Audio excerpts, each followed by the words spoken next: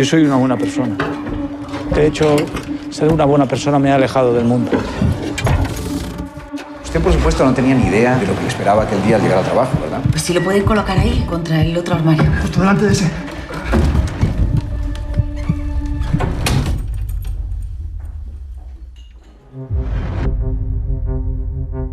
¿Usted pensó, Damián, que podía quedarse en la casa así, sin más?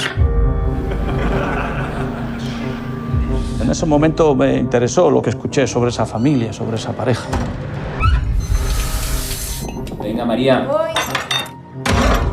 ¿Sobre la pareja o sobre ella? Bueno, ¿por qué nos llama más la atención una persona en concreto que otra? Pues no lo sé. ¿Tú has venido ya a casa? No, ¿por qué? Porque pensé que habíamos dejado los platos sin lavar y están limpios ahora. ¿Has sido tú? Pensé que lo que hacía, lo hacía por algo. Nada era casual. ¿Y si me lo pillan mis padres, qué les digo? ¿Tienes miedo? No. No me mientas. Para, Raúl, de verdad, ¿vale? ¿Alguna vez te has imaginado qué pasaría si se muere tu mujer? Tú sí que estás mal de la cabeza, Paulita.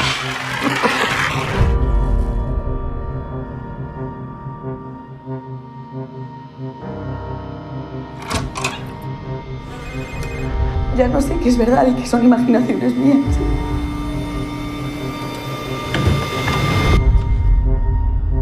¿En qué piensa, Damián? Esto está sucediendo. Y nos visita Juan José Millás. ¿Qué tal? ¿Cómo estás? Muy bien, muchas gracias. Y queríamos hablar con Millás porque, bueno, más que de literatura, de cine, que esto es una rara avis.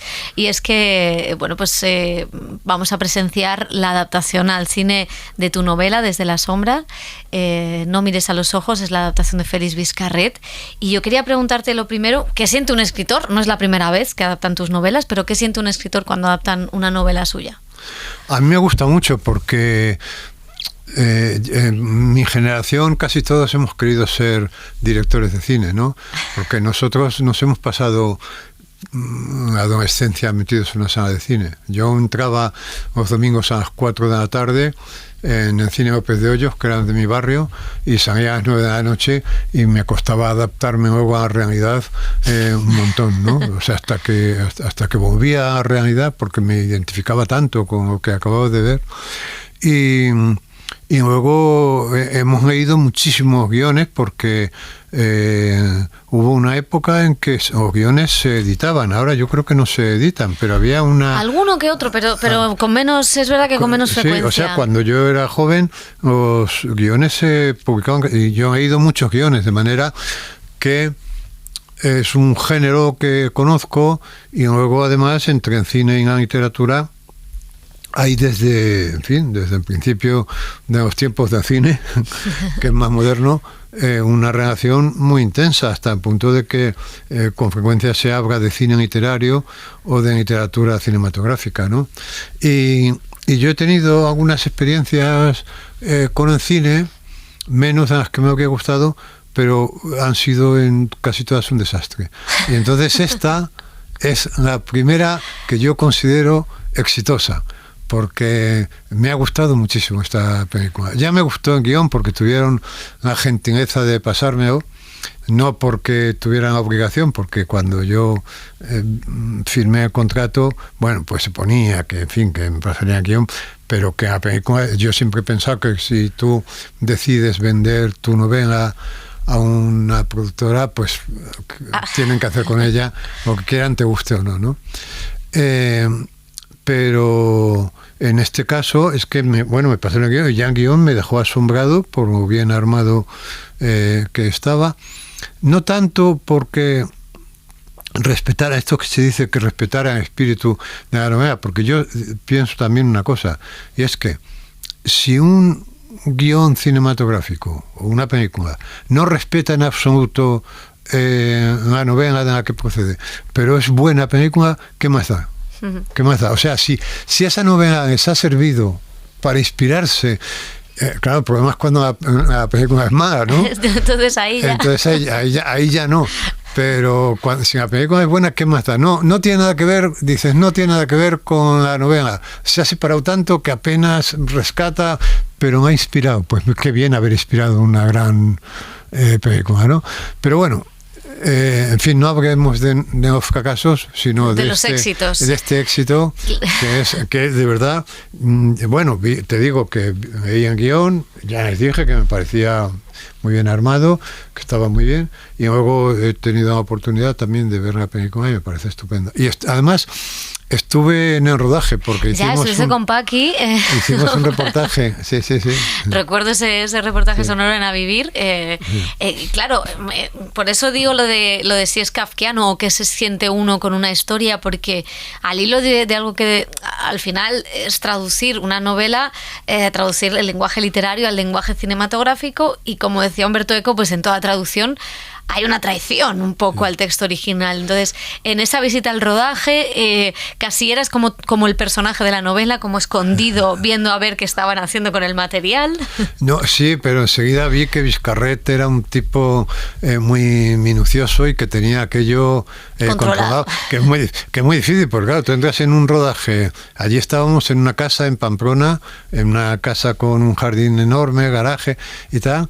Y claro, una película el rodaje de una película es tremendo. Yo que he hecho algún reportaje también sobre rodajes, a mí me parece asombroso porque es como un conjunto de hormigueros, ¿no? O sea, tú pasas por un lado de set y allí están los de sonido hablando, otros, y parece que nadie hace nada.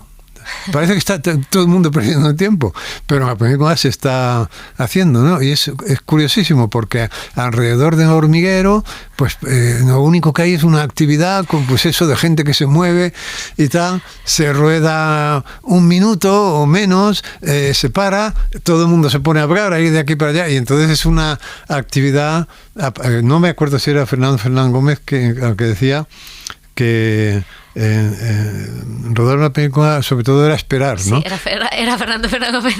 Que tenías que aprender a esperar, y yo me fijaba mucho en los actores. Por ejemplo, que uno de los actores que estaba esperando me dio la impresión de que estaba haciendo ejercicios como de respiración o de yoga o algo así. Hay gente que lee, claro, porque lo que no puedes estar es ocioso, porque si no te aburres mucho, porque los que están trabajando.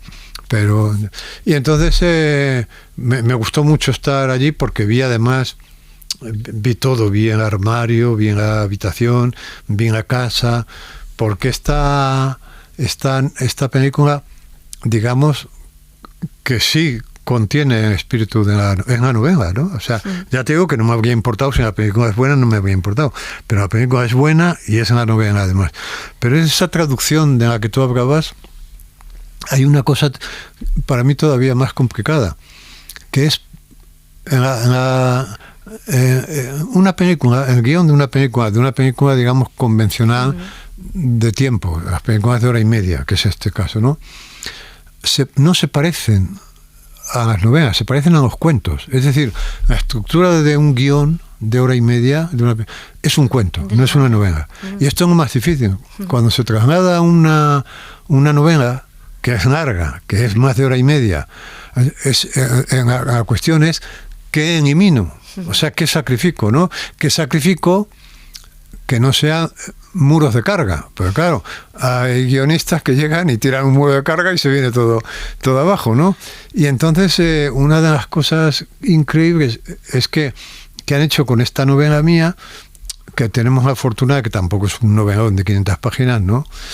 Es que han podado allí donde se podía podar, respetando los elementos estructurales. Es decir, no se han cargado ningún muro de carga, no se han metido en los cimientos, y han convertido el guión en un cuento. Y esto yo lo hablo mucho con la gente del cine, y en fin, cuando hablo con amigos de literatura y cine, que siempre digo, un guión, insisto, de una película de hora y media, es un cuento, es la estructura de un cuento. No puedes pretender que sea una novela, entonces tiene que tener, o sea, lo que diferencia al cuento de la novela fundamentalmente es que en el cuento todos los materiales, no debe haber un solo material que sobre. Si tú quitas un material y el cuento no se resiente, es que ese material sobraba. En cambio, en una novela, tú puedes llegar a una zona de climas muy alto cuando estás todavía muy lejos del final, y conviene rebajar ese clima. Claro. Y a lo mejor introducir un capítulo de anticlimas, porque no puedes estar en ese nivel todo el rato, porque tienes que tomar ansiolíticos, claro. Si no, Héctor tendría que tomar ansiolíticos, entonces tienes que rebajar. Y claro, es decir, que en una novela, por decirlo rápido, no es así, pero por decirlo rápido, sí hay capítulos prescindibles, por entendernos, en una novela larga, ¿no? Pero en un cuento no. En un cuento hay una definición de cuento que a mí me gusta mucho, que se refiere además al cuento policíaco, y esta película tiene algo de thriller también, ¿no? Que dice que en ese tipo de cuento todo debe conducir hacia un instante único, aquel en el que el efecto se produce y el lector siente la más honda satisfacción, ¿no? O sea, si te das cuenta, podría ser la definición de un orgasmo.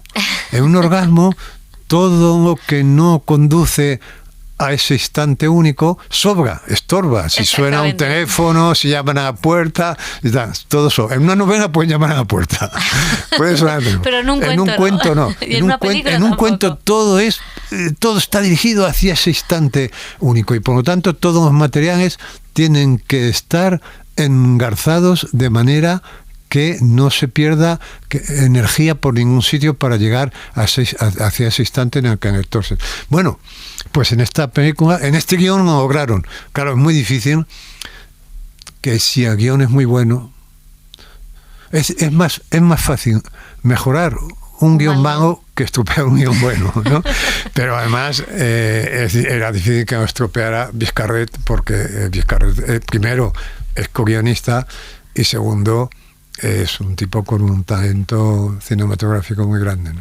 Y una de esas cosas que permanecen de la esencia de la novela era esa crítica no tanto al capitalismo, sino a las consecuencias del capitalismo en los individuos, ¿no? A través de ese personaje de Paco León, que es una persona en paro, que acaba metido en un armario.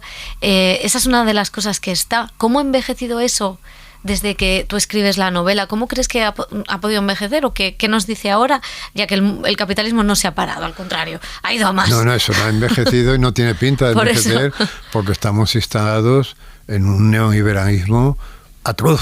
Estamos instalados, yo lo llamo el capitalismo exagerado, que en fin, que es una forma de capitalismo que es atroz y que además es muy autodestructiva, porque puede acabar con el capitalismo, ¿no?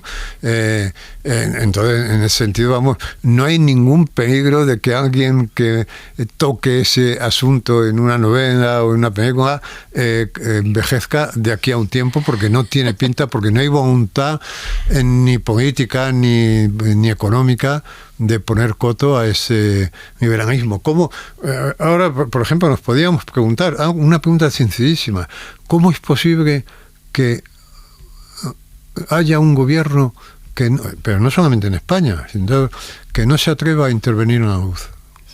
¿Cómo es posible? O sea, un producto de primerísima necesidad que llega...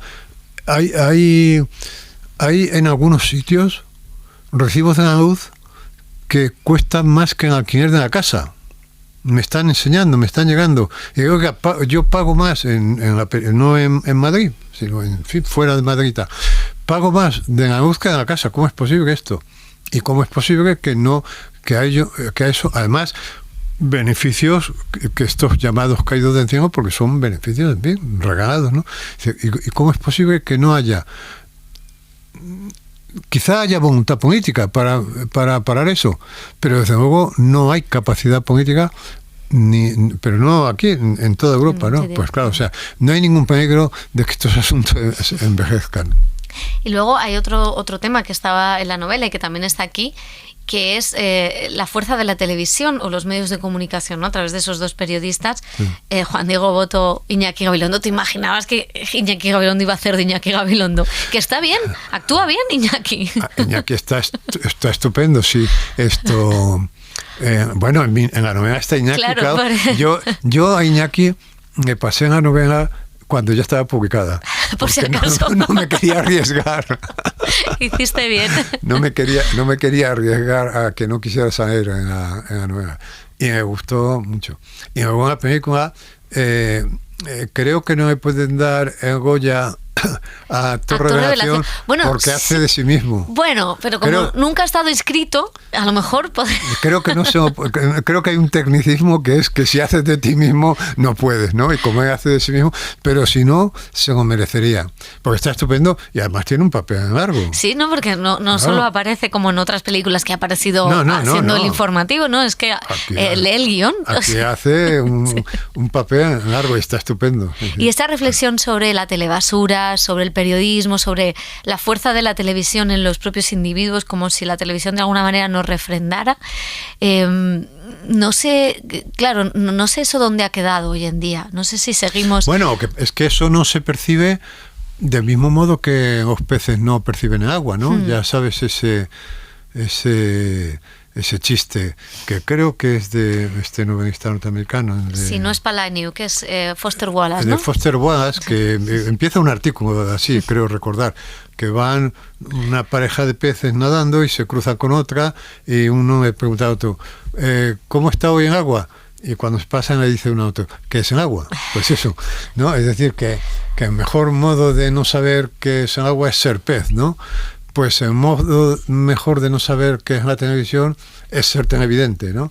La televisión impregna todo, porque la televisión está en todas las casas, ocupa un lugar de privilegio, es como un altar frente al que todo el mundo se sienta, y es una atmósfera y está lanzando mensajes continuamente. Es decir, la televisión, por eso te digo, es el agua de los peces, es la atmósfera, ¿no? Y naturalmente que estamos súper influenciados por la televisión, pero no notamos porque es la atmósfera, es como oxígeno, lo respiramos y no lo notamos, ¿no? Y luego hay dos cosas que han pasado entre la novela y la película. Bueno, hay muchas, pero hay dos cosas muy significativas. Una es una pandemia, y esta película y tu novela habla de alguien que está confinado en un armario por extrañas razones y que está dentro de una casa, y asistimos a la intimidad dentro de una casa. No sé si después de la pandemia esta película o esta historia o esta novela se lee o se ve de una manera diferente, en tanto que yo creo que no, porque mira, la pandemia es una cosa que hemos entregado un año de nuestras vidas, o un año y pico de nuestras vidas, y que no vamos a olvidar. Y que yo me he resistido a escribir, me he negado a escribir sobre la pandemia, porque me parecía que pese al sufrimiento que ha causado, históricamente es un asunto con una caducidad muy cercana, ¿no? Y me admira mucho la gente que ha escrito una novela en la que incluyen la pandemia como uno de los materiales narrativos, porque me parece que es darle una fecha de caducidad, ¿no? Es decir, yo pensé, cuando ocurrió la pandemia, no cuando ocurrió, que no sabíamos, pero ya cuando pensé, esto es algo que he entregado un año de mi vida y ya está, pero no me va a servir de material narrativo, no, creo que jamás escribiré sobre ello. Y yo no creo que los espectadores, cuando vean esta película, lo asocien a la pandemia, porque yo creo que todo el mundo ha escapado a la pandemia, ¿no? Es decir, estas terrazas que hemos visto llenas, las calles, ahora me he quedado asombrado de cómo estaba la Gran Vía, ¿no? Es porque la gente está deseando clausurar eso como una burbuja, un hecho puntual que ha sucedido en sus vidas. Hemos entregado un año y ya está. Y otro es el fenómeno de las redes sociales, que al final la película sí habla de, hay un personaje que mira a otra familia, ve el comportamiento de esta familia, de esa pareja, de esa niña adolescente, dentro de una casa, lo que se muestra fuera, lo que queda dentro, aquello que mostramos. Yo ahí sí que vi, viendo la película, sí que vi una cierta mirada a lo que pasa en las redes sociales. No sé si Juan José Millás es un precursor. Viste venir lo que era Instagram. Claro, porque en las redes sociales te producen hay una cosa que llaman FOMO, que responde a unas siglas inglesas, ¿no? Pero que viene a significar el miedo a estar fuera, el miedo a quedarse fuera, el miedo a no estar en el ajo, ¿no? Y ese miedo te lo quitan las redes, ¿no? Porque tienes la impresión de que estás dentro, ¿no? Pero a mí eso me llama mucho la atención porque, claro, las redes ahora son tantas, es Twitter, es Instagram, esto. Y yo me acuerdo, y lo comentaba ayer con unos amigos a propósito de no sé qué, cuando en España teníamos 2 canales de televisión, teníamos A1 y A2, yo cuando estaba viendo la televisión, yo sabía dónde estaban los míos. Sabía si estaban en A1 o en A2. Porque en fin, porque era fácil elegir, ¿no? Cuando pusieron 5 canales, que no es nada, porque ahora hay 5.000, pero yo a veces me preguntaba, ¿dónde estarán los míos? Y eso me producía cierta zozobra, cierta ansiedad. ¿En dónde estarán los míos? ¿No? Que no tiene por qué ser una cosa consciente, pero sí inconscientemente estaré viendo lo correcto, estaré donde están ellos, donde están los otros, ¿no?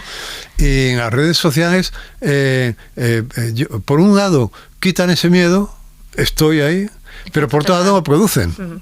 Porque estaré en la red adecuada. De repente dice, no, Twitter ya es viejo, ahora es TikTok. Ay, Dios mío, TikTok. ¿Dónde estoy? TikTok, que dice, no, pero además con una segmentación por edades increíbles, porque TikTok creo que a edad media, pues no sé si es de 20 años o algo así, ¿no? Y entonces, entonces resulta que ese miedo a estar fuera, las redes lo quitan en la medida en que lo producen. ¿A ti te gustaría escribir un guión? No sé si has escrito alguno. Sí, yo es que tengo una historia muy desgraciada, pero son muy largas. son muy largas y no creo. Sí, a mí, por ejemplo, pues hace muchos años me contrató Fernando Colombo, para escribir un guión con él, ¿no? Y escribimos un guión muy interesante. Son historias muy interesantes, para que son largas, ¿no? Nos van a echar del estudio. Entonces, nada. No, bueno, pues al final, en fin, hicimos un guión que yo creo que era estupendo, pero no se atrevió a rodarlo, ¿no?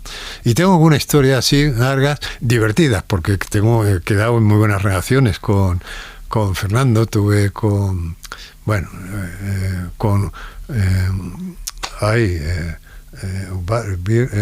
vasco de la cárcel de Segovia, Uribe, me salió barrio Uribe. Con Uribe otra historia también muy entrañable y muy divertida, pero que también fracasó. Es decir, que si he tenido, por eso te decía que mi historia con el cine es, pese a amor que yo me tengo al cine, es una historia de fracasos hasta este primer éxito. Ahora tenemos un gran éxito con grandes actores y una buena película. No, es que además hemos hablado de guión, hemos hablado de la película, pero ¿cómo está Paco León? Sí. ¿Cómo está Leonor Wadling? ¿Cómo está Juan Diego Boto? O sea, es que bueno, yo me quedé asombrado. Claro, son muy buenos todos, ¿no? Y Ángel Brademunt, que lo admiro muchísimo, que es una pena que tiene un papel muy cortito, pero que es un genio. Yo lo admiro muchísimo, es uno de los actores que más. Y en fin, espero que el espectador sienta lo mismo que yo, que es una gran película, ¿no? Pues seguro que sí. Muchísimas gracias, Juan José Millás. Nada, ha sido un placer.